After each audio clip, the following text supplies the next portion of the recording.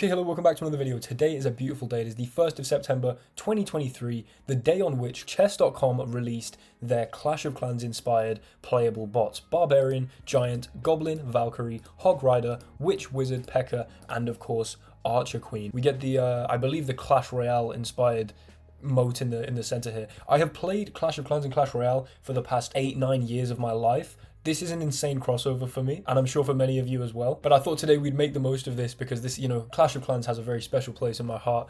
Obviously, so does chess. So I thought we'd make the most of this opportunity to use a couple of these bots. Now, what I'm going to do, I'm not going to play all of them because that is 9 bots and a very long video. I think what we're going to do is warm up on the Hog Rider because obviously you got to play the Hog Rider. Hog Rider! And then skip straight to playing the Pekka, because that is 2200, is the second best bot, and it is the one that I think I have a small chance of beating, maybe. Likely I'll lose, but maybe I've got a small chance of beating it.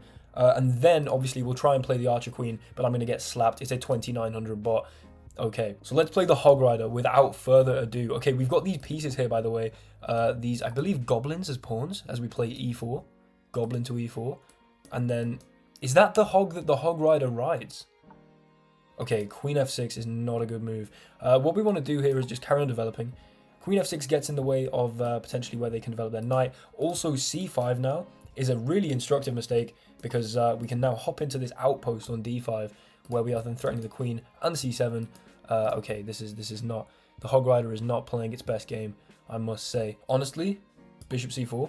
Don't see why not. Okay, and the Hog Rider is playing some very, very committal dark squared moves, which is like, it's all great to have these dark squared strengths, but you're leaving massive holes here on the light squares. So, how to exploit that quickly? I like, and just because it's 1200 bot, I think we're going to go for it, knight g5. Idea being, we sack the knight on f7, hitting the queen, and hitting the rook here to then line up that king with our bishop, which is that a wizard or a Hog Rider? I mean, it's got like the mohawk of the Hog Rider, I think. Wizards have very large hair. But now that we've lined that king up, we can move this knight with a discovered check. Now, the question is the most I can get out of this a pawn on a rook or a golem on a stick? I mean, that's not a bad deal. Let's take this pawn. Discovered check, beautiful stuff. The king moves here, and we take a bishop now. But that is not just a bishop. That is also a free queen and potentially a fork here, which is actually very hard to stop. Oh no, okay, it's not hard to stop at all. I am hallucinating because these pieces are very confusing to look at. Okay, now we're just up a queen. We're just going to trade stuff off. Go for a little just a bit of d3 and a check probably. Okay, we're going to give a check. Force the king back. I just want to get these pawns off the board. There we go. Get rid of that. And then away we go with the pawns. Get a new queen here, and we'll give a check. Get a new queen, give another check, and checkmate. Okay, that is the Hog Rider defeated. Okay, now we're moving on to the real challenge, playing the Pekka. So, if I can't beat the Pekka, I'll go down and try the wizard, because the wizard is looking devious as hell right here. But we're gonna try against the Pekka. I'm gonna think for like a long time during this game. 2200 bot.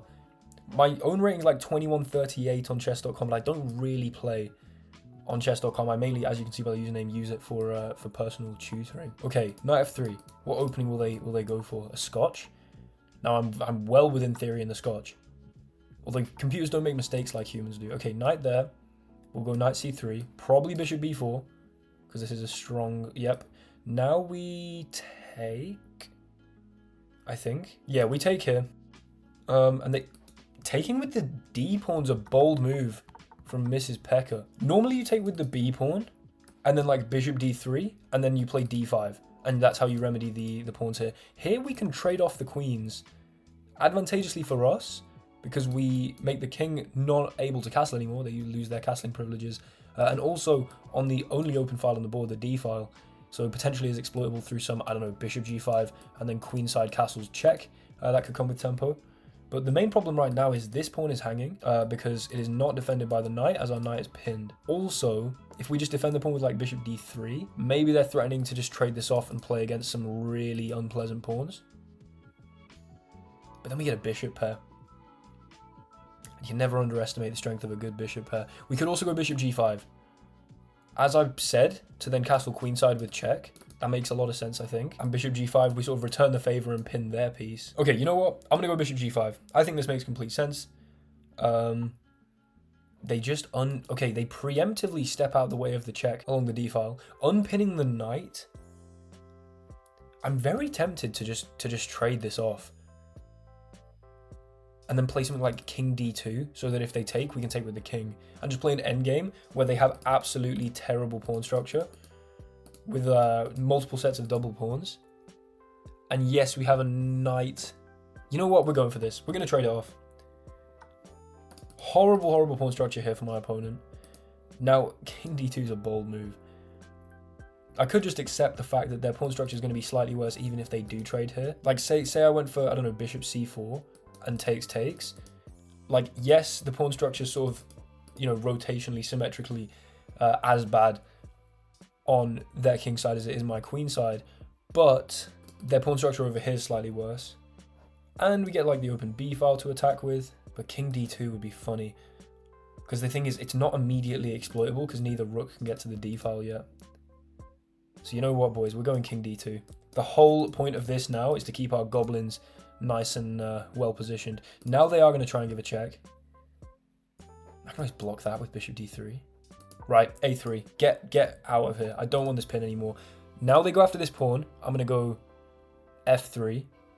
And they have a bishop pair, but terrible goblins.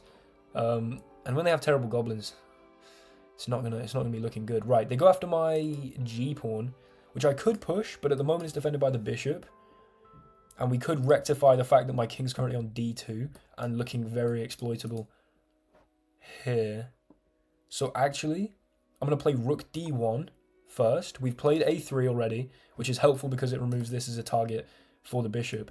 Then I can now drop back into here. Whereas if I hadn't gone rook d1, then if they'd given the check and I drop into here, I'm kind of just, you know, ruining the fact that my well, I'm hemming in my rook. The rook no longer can move, so we move it out so I can retreat. They then lift their king up, which does make sense. This is going to be an endgame very soon, if not an endgame right now. I just need to find a way to remove the pressure from g2, because yes, their pawns are bad, but double pawns means open files. And this rook is probably the best on the board right now. Okay, we're going to trade, because I think the simpler this endgame gets, the more exploitable these pawns will become. Is that a blunder? Check. If I go king b1, fine, you recapture and, like, life's good. Can I not just block with my rook, though? The 2200 bot, the Pekka, I believe has been felt. We can bring the rook back, allowing it not to be traded off. And if they played rook here, we'd have this beautiful knight to b1 resource that defends that rook. And so even if they now win the exchange, they get a bishop for a rook, we just got a free rook.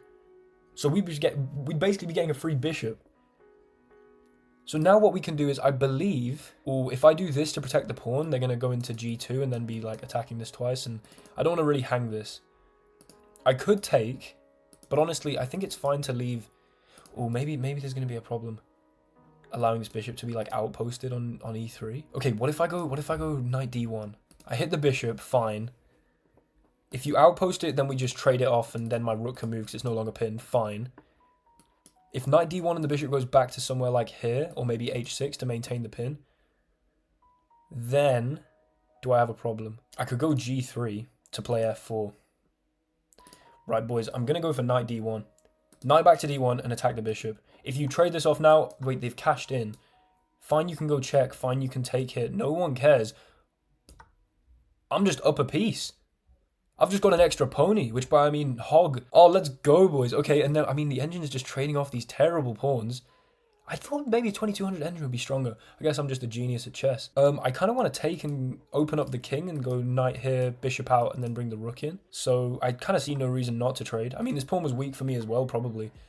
Now I'm going to go knight e3, and from there it defends both very weak pawns.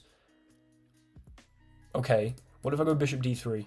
You can't take with the rook because the hog is so well placed. I don't like saying that. I might have to start calling knights hogs when playing chess. But if here and then bishop takes, I can play something like rook. You know what, boys? It's bishop d3. We also attack this pawn, which is they just trade. Okay, now we're just up a knight. Now we're just up a knight. We have better pawn. We're going to go rook f1. If you trade the rooks, the thing is, engines don't think like humans. They don't think about like counterplay in the sense that humans would think about counterplay. They will just make the objectively best move. Obviously, this one isn't making the best move. It's programmed to make some bad moves, as we've seen, because I'm currently a knight up in a very trivial looking endgame where we're just going to use these two connected goblins to create a passed goblin. And the whole time this Pekka has just been absolutely waffling in the background. But yeah, this king's going to have to go after this pawn. It's going to have to keep an eye on the soon to be promoted to a queen, which by I mean archer queen. Piece. Oh, this is beautiful. Do you know why this is beautiful, lads? I don't have to stay protecting this knight. I was just about to say my king has to protect this knight. It does not. Because if the king ever takes the knight, it is then one step too far away from then taking the pawn. The pawn runs. So this knight and this pawn here are a structure which, like, the king cannot assail. Do you know what I mean? You can't ever take this pawn because the knight holds it. And if you take the knight to remove the defender, then we're just running with the pawn and you can't catch me. So we can afford to just go up with our king. And I was thinking that if we go up with our king and then check, it's going to deflection tactic to then take the knight. It doesn't matter. We just run. Oh, this is nice. So now I can just push pawns. And this is going to be very much all she wrote as Pekka is felled. The mighty Pekka loses to Will Taylor Chess. I refer to myself in the third person there. We're going to just box the king in. The knight's shadow technique, staying a knight's move away from the king because that's where it sort of restricts the most moves. Now the king goes to the back rank. Go a knight's shadow away from it again. Its only legal move is king a1. We do not now go to c2 with the queen because that would be a stalemate. The king is now boxed in, and so now the mighty king can join his queen and deliver checkmate on b2 as that king helplessly oscillates back and forth like a depressed Newton's cradle. This Pekka is speaking in binary. 0, 1, 0, 0, 1, 0, 1. That's 1, 2, 4, 8 is 9, 16, 32, 64. So wait, okay, so 73. Why is it? Is this just random numbers? Presumably this is random numbers. If this means something, then someone at chess.com has made me very happy, but I sincerely doubt it doesn't. Like 73, what does that mean? Who knows? Let's do a quick game review against the of our game against the Pekka. So we had a lot of best and excellent moves, 3 inaccuracies, no mistakes, no misses, no blunders. Pretty standard stuff, pretty awesome stuff. If we scroll down here, okay, I played with a 2900 rating apparently, and the Pekka played 2450. Maybe we can beat the Archer Queen. I don't think that was actually very good though. Okay, look, this was all theory. And then, yeah, this is inaccurate because we can trade the queens. Bishop g5 makes sense, but okay, I should probably know what the move is here for prep. It likes bishop d2, just unpinning like that. Wait a second, bishop d2 gives up the pawn though. Bishop d2, takes, knight takes. Oh, then g7 hangs. And then after takes, we can go, I mean, probably just wherever. We can castle with check, and then bring the bishop back to d4 to hold f2 probably. Okay, that makes sense. But obviously we went bishop g5, and then we traded, deciding to go for the messed up pawn structure. However, I think if we have a look at the best move, I click retry here, I think it would have been bishop d3. Maybe, because we defend this pawn. It's good. It's not the best, apparently. It's insulting. What about f3? f3 is the best, apparently. It's all just good. We trade. King d2 is not even that bad here.